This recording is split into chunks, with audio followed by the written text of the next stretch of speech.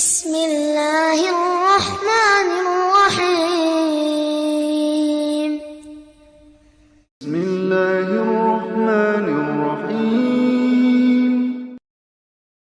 Assalamualaikum warahmatullahi wabarakatuh.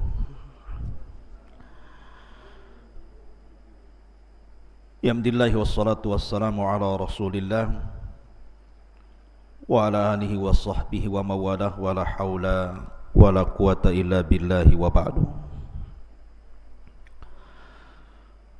Ma'asyiral muslimin yang dimuliakan Allah subhanahu wa ta'ala, santri ikhwan yang semoga dimuliakan Allah subhanahu wa ta'ala. Alhamdulillah, malam ini kita bisa kembali duduk untuk bertalabul ilmi. Kemudian salawat teriring salam tak lupa kita haturkan kepada Rasul kita Muhammad sallallahu alaihi wasallam. Pembahasan malam ini adalah bicara tentang alam jin.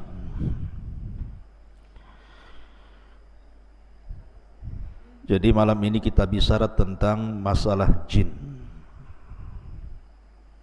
Apalagi kita di hutan ini banyak jinnya. Jadi biar kita tahu alam jin itu seperti apa. Ma'asyiral muslimin yang dimuliakan Allah subhanahu wa ta'ala, bicara tentang jin, maka Al-Quranul Karim menetapkan adanya jin, bahkan dijadikan satu nama dalam surat Al-Quran, suratul jin. Dan kita tahu bahwa jin adalah makhluk kedua yang diciptakan Allah subhanahu wa ta'ala setelah para malaikat. Baru setelah jin Allah ciptakan manusia. Sering kita dengar di masyarakat, terkadang ada orang yang bercerita bahwa saya mendengar suara-suara aneh. Yang lain mengatakan ada yang memanggil-manggil. Yang lain juga bercerita, saya pernah tidur, ketika hendak bangun susah sekali, kayaknya dikunci. Susah gitu ya. Ada orang yang lagi tidur itu susah mau bangun, kayak lagi dipiting sama jin itu. Yang lain, ketika saya lewat di sebuah tempat, kayaknya kok bulu semua berdiri, mulai bulu kaki sampai bulu kepala. Jadi macam-macam cerita di masyarakat itu tentang masalah jin dan syaitan. Lalu apa hakikat jin ini? Dan apa alaqah kaitan antara jin dan kita umat manusia ini? Ma'asyiral muslimin yang dimuliakan Allah Azza wa Jalla, dunia jin itu sebenarnya kurang lebih dengan kita. Di antara jin itu ada yang ahli salat, ahli puasa, ada yang umroh, ada yang haji, ada yang ahli sedekah, ada yang ahli zikir, bahkan ada yang mujahidin fi sabilillah. Tetapi di antara jin pun kebanyakan mereka ada yang fasik, ada yang suka minum khamar, ada yang suka berzina, ada yang suka berdusta, ada yang suka menyakiti dan menzalimi. Ya, karena jin itu terbagi menjadi dua. Wa inna kunna salihuna wa inna minna salihuna wa minna duna dzalik kunna taraiqa kidada. Di antara kami para jin itu ada yang saleh, ada yang baik, tapi juga ada jin-jin yang mereka jahat. Baik, kita akan jelaskan, karena mungkin secara umum kita sudah mengetahui tentang asal muasal jin dan pernah saya jelaskan di sini. Saya hendak menceritakan beberapa kisah saja tentang alaqah, hubung kait antara manusia dengan jin saja. Ma'asyiral muslimin yang dimuliakan Allah subhanahu wa ta'ala, Suatu ketika Nabi SAW pernah sholat.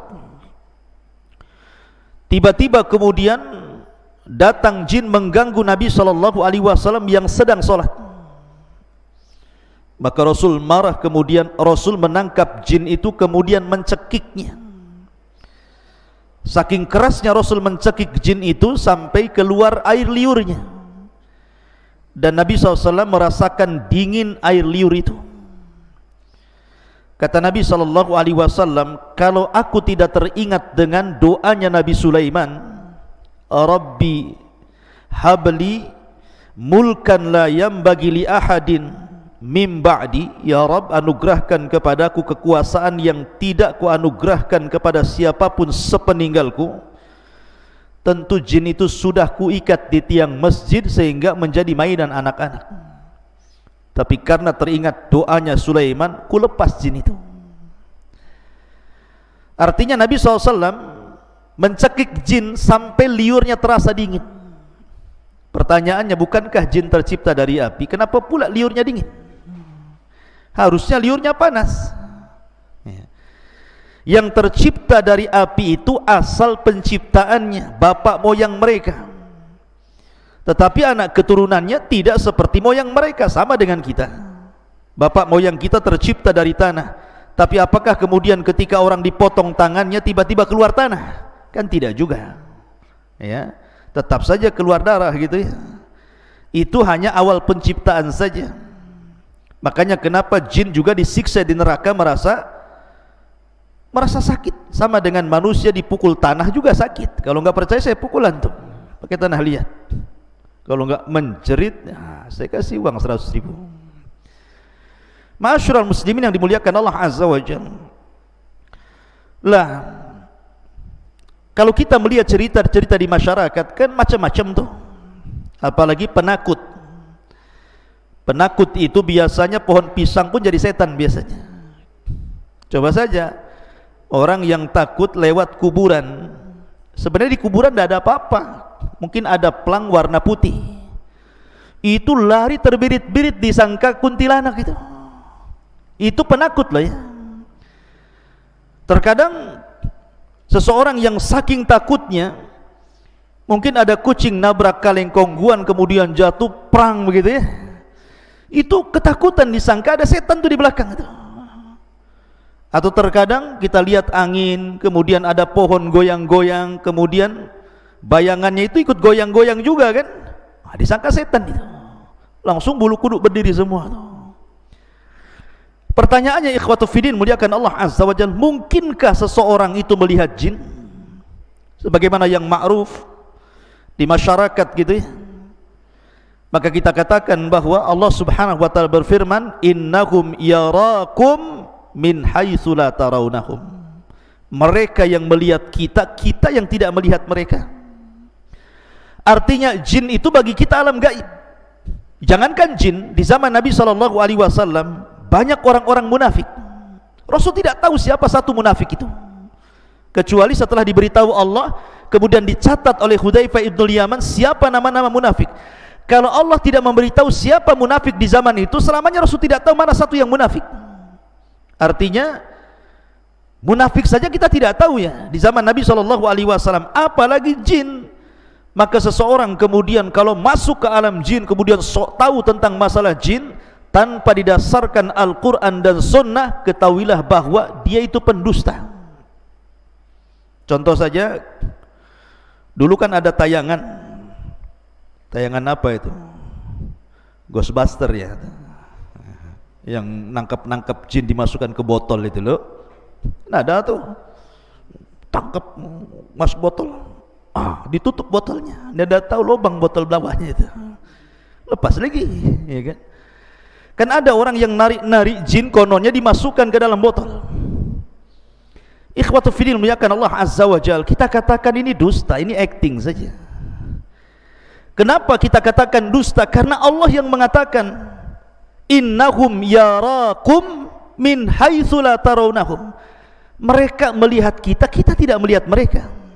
Macam mana kemudian menangkap jin dimasukkan ke dalam botol, sementara nas Al-Quran mengatakan kita tidak mampu melihat mereka, sementara mereka melihat kita? Kalau gitu tidak adil, Ustaz. Enak kali jin melihat kita, kita tak bisa lihat jin. Allah Maha Adil. Ketika di dunia kita tidak bisa melihat jin dan jin bisa melihat kita, kelak di sorga Allah balik alamnya, di mana kita bisa melihat jin dan jin tidak bisa melihat kita. Itulah kebalikannya dan keadilan Allah Subhanahu wa taala. Akan tetapi ketika jin-jin itu tasyakkul, beralih rupa, maka kita mungkin melihatnya. Bisa saja seseorang kemudian melihat ada burung hantu, disangka hantu karena ada hantunya, burung hantu. Kemudian kucing garong warna hitam, disangka setan, ya kan? Padahal garong dia, ya. Jadi mungkinkah kemudian jin-jin itu tasyakkul dan seseorang bisa melihatnya? Maka kita katakan kalau itu yang terjadi bukan dalam bentuk asli, mungkin. Saya akan bercerita beberapa kisah ya di zaman para sahabat. Pertama, kisah Abu Hurairah radhiyallahu an. Suatu ketika Abu Hurairah radhiyallahu an itu ditugaskan Rasul untuk menjaga Baitul Mal, menjaga pembendaharaan Baitul Mal. Rupanya di malam itu ada pencuri masuk ke Baitul Mal mencuri gandum. Satu karung, kemudian lari dibopong.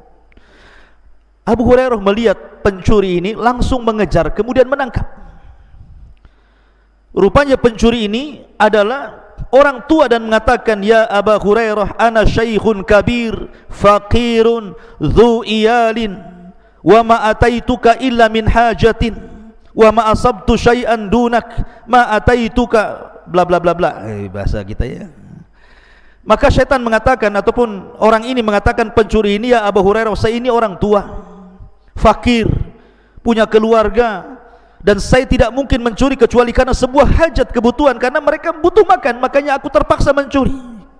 Lepaskanlah Abu Hurairah." Akhirnya Abu Hurairah karena kasihan dilepaskanlah pencuri ini. Keesokan harinya berjumpa dengan Rasul. Sebelum kemudian Abu Hurairah bercerita, Jibril sudah ngasih tahu, dan Rasul sudah mewanti-wanti, "Ya Abu Hurairah, fa innahu sayaudu al-bariyah, fa innahu sayaudu fil lail." Wahai Abu Hurairah, orang itu akan kembali nanti malam. Betul, rupanya malam kedua mencuri lagi, ketangkap lagi, minta uzur lagi, dilepas lagi. Sampai ketiga kali Abu Hurairah mengatakan, "Tidak, ini sudah ketiga kali kau mencuri, tidak mungkin aku lepas, akan kuhadapkan kau kepada Nabi SAW." Maka orang ini mengatakan, "Gini saja wahai Abu Hurairah, lepaskan saya. Maukah ku ajarkan kepadamu? Maukah ku ajarkan kepadamu sesuatu yang kalau kau baca, setan akan lari darimu. Setan akan lari darimu." Kemudian orang ini mengatakan, "Ya Abu Hurairah, apabila engkau hendak beranjak ke pembaringanmu, bacalah suratul kursi, maka tidak ada setan yang bisa mendekatimu sejak kau tidur sampai kau bangun." Habis itu Abu Hurairah melepaskan orang ini. Keesokan harinya dia berjumpa dengan Nabi SAW dan mengatakan, "Abu Hurairah, tahukah kamu orang yang kau tangkap 3 malam berturut-turut itu?" Kata Abu Hurairah, "Allah wa Rasulullah alam." Saya tidak tahu wahai Rasul. Kata Nabi SAW, "Fa innahu syaitan." Dia adalah setan. Dia adalah jin yang menyerupai manusia sebagai pencuri. Sadaqaka wa huwa kadzub. Untuk masalah ini, maksudnya ayat kursi yang kau baca, dari semenjak kau tidur sampai kau bangun, dan kau tidak akan diganggu syaitan, ini benar. Khusus masalah ini saja, sadaqaka wa huwa kadzub.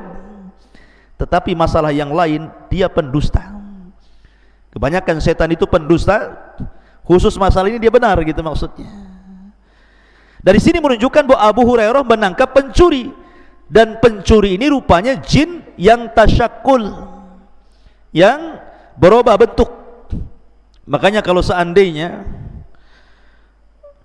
ada seseorang sudah meninggal, dan saya punya cerita di kampung di Majalengka sana. Jadi ada preman mati. Preman bisa mati juga. gara-gara minum tuak oplosan, ya. Jadi minuman keras oplosannya nggak kira-kira, pakai spiritus. Antum tahu spiritus? Ya. Jadi cap orang tua dicampur spiritus, diminum kurang mabok, dicampur pil BK. Antum tahu pil BK? Untuk anjing gila tuh. Itu namanya pil BK tuh. Tuak campur spiritus, kasih pil BK, matilah. Itu bukan oplosan lagi, oplosan kuadrat namanya.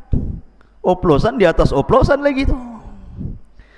Ketika mati, rupanya tersebar di desa itu bahwa preman yang mati itu ada di atas jembatan, sedang duduk.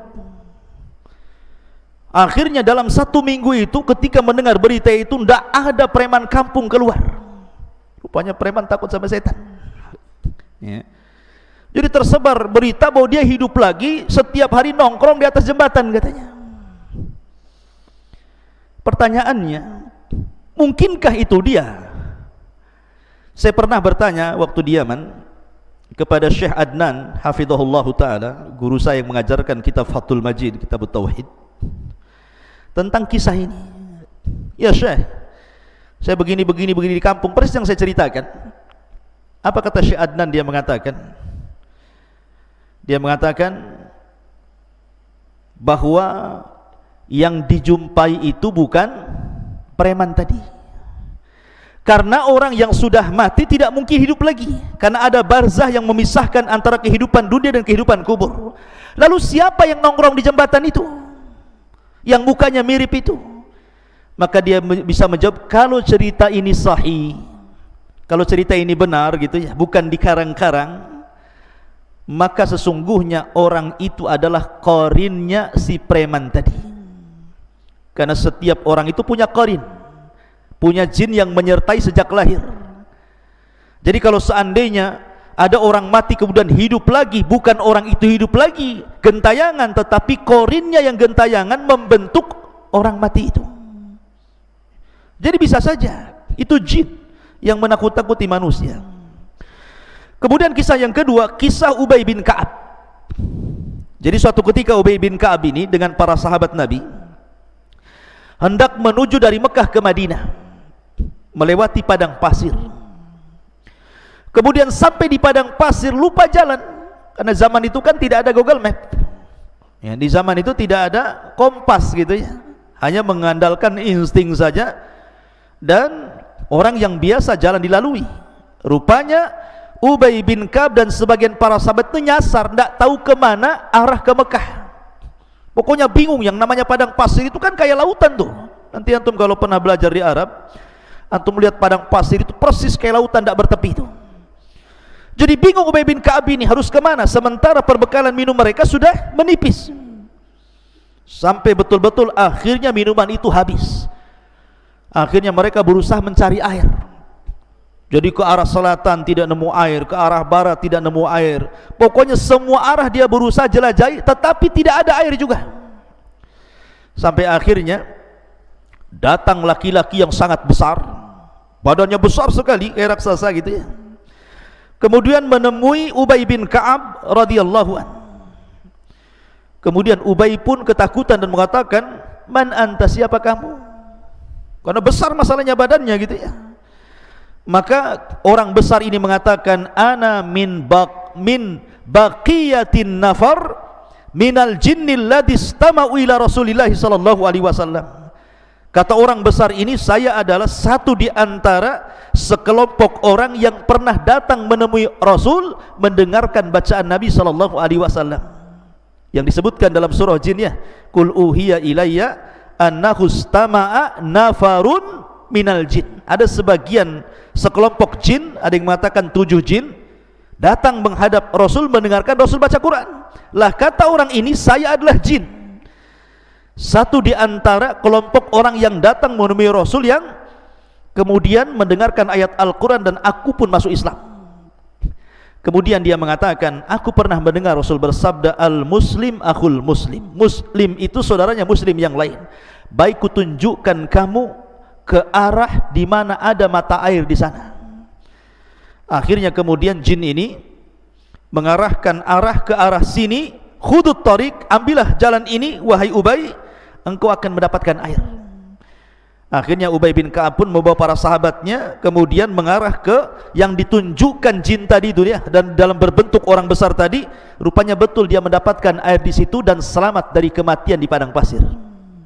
Lihat, terkadang jin itu tasyakul, berbentuk manusia atau berbentuk yang lainnya.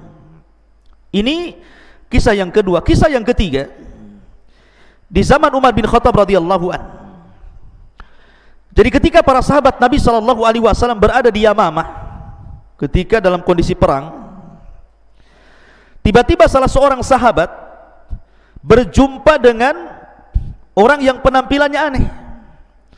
Orang yang penampilannya aneh mengatakan kepada sahabat ini dan mengatakan, dari mana kalian? Dia mengatakan, kami pasukan perang yang diutus oleh Amirul Mukminin Umar bin Khattab radhiyallahu anhu. Kemudian sahabat ini bertanya, man anta, siapa kamu? Maka orang yang aneh ini mengatakan, ana minan Nahawan, saya dari Nahawan, dan Allah saufa yaftahullahu ala Nu'man ibn Bashir walakinnahu ustushhid. Tiba-tiba dia mengatakan, sebentar lagi kan kalian akan menyerbu Nahawan, kupastikan kalian akan menang, tetapi yang memimpin perang kalianlah Nu'man bin Thabit, Nu'man bin Bashir afwan. Tetapi dalam peperangan itu Nu'man akan mati syahid. Kagetlah orang ini. Oh, belum perang kok dia bisa meramalkan seperti itu. Masalahnya, kalian kan akan berangkat ke Nahawan, menyerang Nahawan, tetapi Allah akan menangkan kalian di tangan Nu'man ibn Bashir, tetapi Nu'man akan mati syahid di situ. Akhirnya orang ini, sahabat ini langsung lari menuju Umar bin Khattab radhiyallahu anhu dan mengatakan, ya Amirul Mukminin, tadi saya berjumpa dengan orang yang aneh. Tiba-tiba dia mengatakan bahwa kita akan memenangkan Nahawan, tetapi Nu'man bin Bashir akan mati syahid di situ. Kata Umar bin Khattab radhiyallahu anhu mengatakan, ya, tahukah kamu siapa dia? Maka sahabat ini mengatakan, tidak tahu hai Amirul Mukminin. Kata Umar bin Khattab radhiyallahu anhu, dia mengatakan, dialah Usaim baridul jin. Dialah Usaim, satu di antara jin-jin yang saleh. Dia pun datang kepada Umar memberitahu, ya. Artinya bahwa jin juga terkadang tasyakul kan, berbuah bentuk gitu menjadi manusia, sama dengan malaikat juga sama. Tetapi ikhwatu fillah muliakan Allah Subhanahu wa taala, yang lebih aneh lagi kisahnya, di zaman ulama salaf ada namanya Imran At-Tammar. Imran At-Tammar ini seorang ahadus salihin, orang soleh. Imran ini At-Tammar ini seorang soleh. Jadi dia punya majlis taklim bersama syekhnya namanya Al-Hasan Al-Ja'di. Jadi ada seorang alim ulama besar namanya Al-Hasan Al-Ja'di. Jadi Imran ini suatu ketika dia ingin menghadiri majlisnya Al-Hasan Al-Ja'di, majlis di waktu fajar.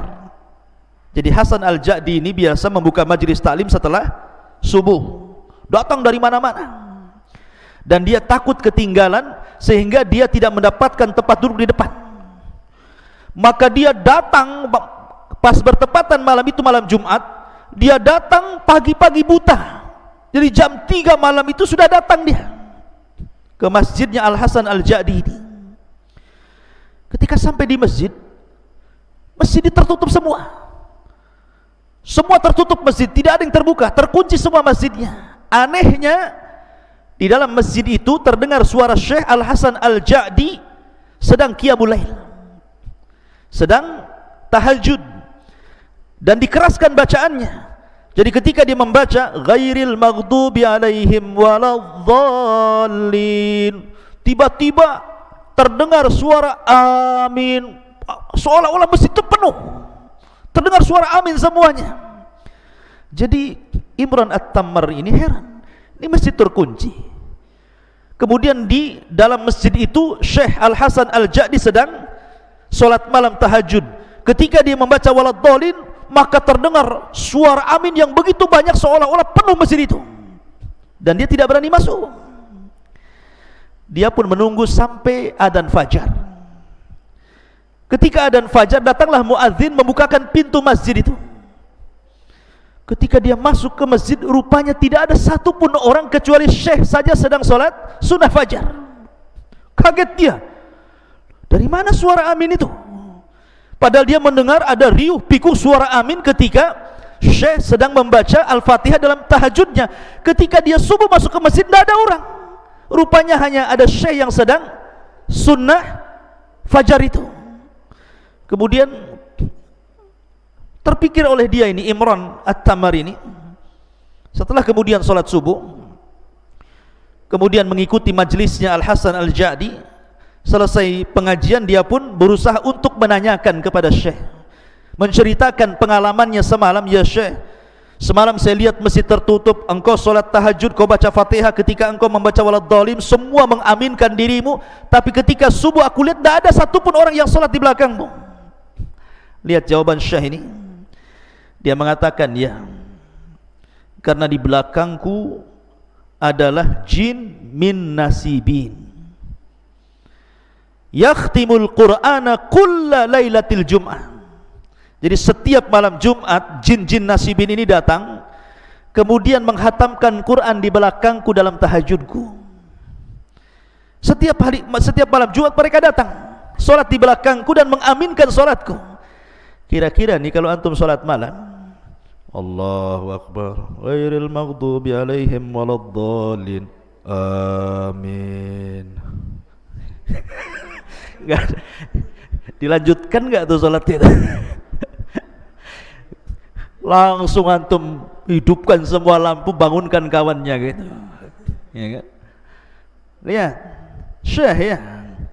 Artinya bahwa jin-jin juga ada alaqah dengan kita, ada hubung kait dengan kita, maksudnya dengan manusia. Ma'asyiral muslimin yang dimuliakan Allah Subhanahu wa taala. Tetapi ada juga jin-jin itu yang jahat, ikhwan. Tidak semua jin itu baik.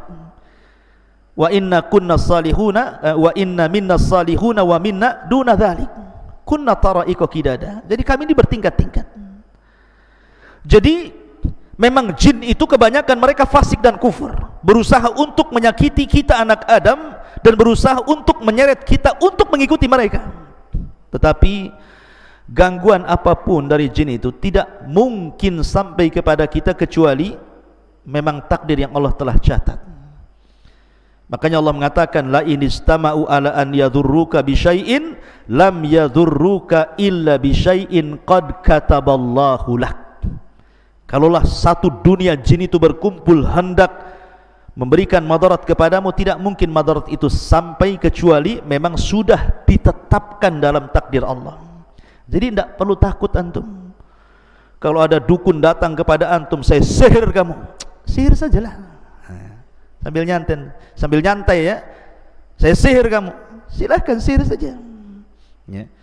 Tapi tidak perlu sombong, sihir saja ya. Emang siapa kamu ya, kuruqyah kamu. Jadi tidak perlu kita sombong. Yang penting kita yakin bahwa kalau mereka mengancam sihir, sihir itu tidak mungkin terjadi kecuali karena izin Allah Subhanahu wa ta'ala. Dan jin itu ada titik kelemahannya. Saya contohkan sebuah kisah di zaman Nabi SAW. Jadi Imam Hakim meriwayatkan dari Ya'la bin Marrah, dari bapaknya, dia mengatakan, aku safar bersama Nabi. Tiba-tiba aku melihat sesuatu yang sangat ajaib, yang sangat takjub, menakjubkan gitu ya. Karena ketika di perjalanan, rupanya ada seorang wanita bersama anaknya. Anaknya ini sakit-sakitan selama 7 tahun, selalu pingsan, kemudian siuman, pingsan lagi. Pokoknya selama 7 tahun itu 2 hari sekali pingsan dan sakit parah, nggak bisa ngomong. Sehingga kemudian ketika berjumpa dengan Nabi SAW, Rasul bertanya dan mengatakan, kenapa anakmu itu? Maka ibu ini mengatakan, boleh jadi dia terkena syaitan wahai Rasul, tolonglah obati anakku. Maka Nabi SAW akhirnya mendekat anak itu, kemudian membuka mulutnya. Kemudian Nabi SAW hanya mengatakan, ukhruj ya aduwallah, keluar wahai musuh Allah. Cuma ngomong gitu saja. Ukhruj ya aduwallah. Ya. Keluar wahai musuh Allah. Habis itu anak itu kemudian tertidur, dan setelah bangun tiba-tiba sembuh penyakitnya. Tidak tersisa sama sekali dari selama penyakit 7 tahun lamanya itu. Hanya Nabi mengatakan ukhruj ya aduwallah. Makanya kenapa dalam dunia ruqyah, ikhwan, kalau antum nanti jadi peruqyah, Nabi SAW itu tidak pernah memperbanyak dialog dengan orang yang diruqyah. Rasul hanya mengatakan ukhruj ya aduwallah, keluar wahai musuh Allah. Tidak perlu antum memperbanyak dialog. Kamu siapa? Dari mana asalmu? Dan nikah belum? Berapa anakmu? Kau kesini sama siapa? Nah, kau gabung sama geng mana? Tidak perlu. Ya. Jadi tidak perlu diperbanyak dialog, karena jin itu pendusta. Karena mereka pendusta, maka kalau antum meruqyah cukup bacakan Quran. Kalau dia menjerit-jerit cukup antum katakan ukhruj ya aduwallah, keluar wahai musuh Allah. Ya. Kalau tidak, ya ajak mereka beriman saja. Tidak perlu tanya yang aneh-aneh. Ya. Karena jin itu pendusta, dan tidak ada jin itu yang bentuknya indah. Jin itu bentuknya jelek. Makanya ketika ada seorang syekh meruqyah, rupanya masuk jin yang paling cantik di kabilahnya ke dalam tubuh orang yang diruqyah itu. Kemudian oleh syekh berusaha jin yang paling cantik di kaumnya itu dikeluarkan dari tubuh orang tadi, terus diruqyah. Sampai Syekh bertanya tentang masalah sifatnya ketika itu, ya, bentuk kamu itu seperti apa? Karena dia mengaku wanita yang paling cantik, jin yang paling cantik di kaumnya. Maka dia mengatakan, sesungguhnya aku memiliki 9 kaki. Bayangkan, kalau antum dinadorkan dengan akhwat cantik tapi punya 9 kaki, mau nggak? Nggak mau. Itu bukan orang, namanya gurita tuh, cumi-cumi namanya. Artinya bahwa jin itu tidak ada yang bagus. Sudah bentuknya jelek, mereka pendusta masalahnya. Jadi jangan diperbanyak dialog. Makanya Nabi SAW cukup mengatakan ukhruj ya aduwallah, keluar wahai musuh Allah subhanahu wa ta'ala. Kemudian juga ada cerita dari Rashid Ridha. Jadi suatu ketika, ya kawan, ada seorang nelayan. Seorang nelayan ini dia melempar jala di lautan. Ketika dia melempar jala, kemudian menarik jala, rupanya terdengar suara di dalam lautan itu, seolah-olah ada yang tersangkut. Tiba-tiba terdengar suara aneh. Langsung ketakutan nelayan itu, akhirnya jalannya dilempar. Karena ketakutan dilempar jalannya. Kemudian dia pulang. Sejak peristiwa itu, sang nelayan akhirnya selalu diganggu oleh jin. Akhirnya dia sakit-sakitan sampai tidak bisa bicara. Berusaha dokter mengobati juga tidak bisa. Kemudian para peruqyah juga berusaha meruqyah juga tidak sembuh-sembuh. Sampai akhirnya dia datang kepada Syekh Rashid Ridha. Kata Syekh Rashid Ridha ketika itu, hanya membacakan 1 ayat saja. Fasayakfikahumullahu wa huwas samiul alim. Fasayakfikahumullahu wa huwas samiul alim. Tiba-tiba kemudian semua jin yang ada di tubuhnya keluar, dan Allah subhanahu wa ta'ala takdirkan dia sembuh. Artinya bahwa ada jin-jin itu yang suka mengganggu manusia, yang suka mengganggu manusia. Lah kenapa kemudian jin itu bisa masuk ke tubuh anda, ke tubuh kita, ya, sampai akhirnya ada orang yang kesurupan? Banyak penyebabnya kata para ulama. Bisa saja karena jin itu sudah terlampau cinta dengan antum sehingga dia masuk ke tubuh antum. Kok bisa Ustaz? Dia cinta sama kita. Surat menyurat pun tidak, pandang memandang pun tidak, ta'aruf pun tidak. Macam mana kemudian dia cinta dengan saya gitu? Kata para ulama, salah satu penyebabnya adalah ketika antum masuk ke kamar mandi, kemudian lupa membaca a'udzubillah, berlindung kepada Allah minal khubthi wal khaba'ith. Ya. Kalau orang lupa berlindung kepada Allah dari khubthi, setan laki-laki, wal khaba'ith, dan setan perempuan, maka dipastikan ketika antum telanjang di kamar mandi itu, maka aurat kita bisa dilihat oleh syaitan. Tetapi kalau seandainya kita sebelum masuk kamar mandi kita membaca doa perlindungan kepada Allah minal khubthi wal khaba'is, dari setan laki-laki dan perempuan, walaupun telanjang bulat di kamar mandi itu, maka tidak ada satupun jin yang sanggup melihat aurat kita. Lah orang yang tidak pernah membaca doa ketika masuk khala, masuk kamar mandi, maka dia setiap hari jin itu menonton aurat kita. Karena setiap hari menonton aurat kita, akhirnya jatuh cinta. Kalau sudah jatuh cinta, maka dia tidak mungkin melepas kita. Ini salah satu penyebabnya. Yang kedua, atau karena dendam. Dendam itu maksudnya karena mungkin di antara kawannya dibunuh atau saudaranya dibunuh. Makanya kenapa Nabi SAW mengajarkan kepada kita, kalau antum kencing di alam terbuka, di hutan Jabal Uhud ini atau di mana gitu kan, jangan diarahkan ke lubang. Siapa tahu lubang itu tempat bersarangnya jin. Karena jin itu kan ada 3 jenis tuh. Ada jin yang berupa memiliki sayap, bisa terbang kemana-mana.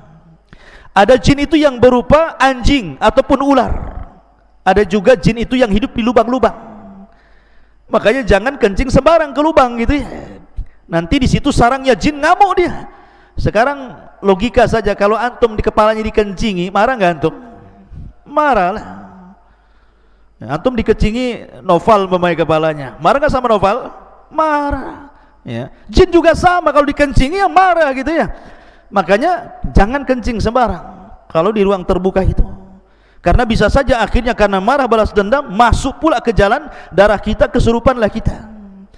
Atau mungkin dia itu masuk ke tubuh orang itu karena iseng saja, ya, iseng-iseng saja masuk ya, karena dia suka ngelamun, karena dia suka mikir gitu ya, dan tidak pernah berzikir, tidak pernah baca Quran, masuk dia ke tubuh kita.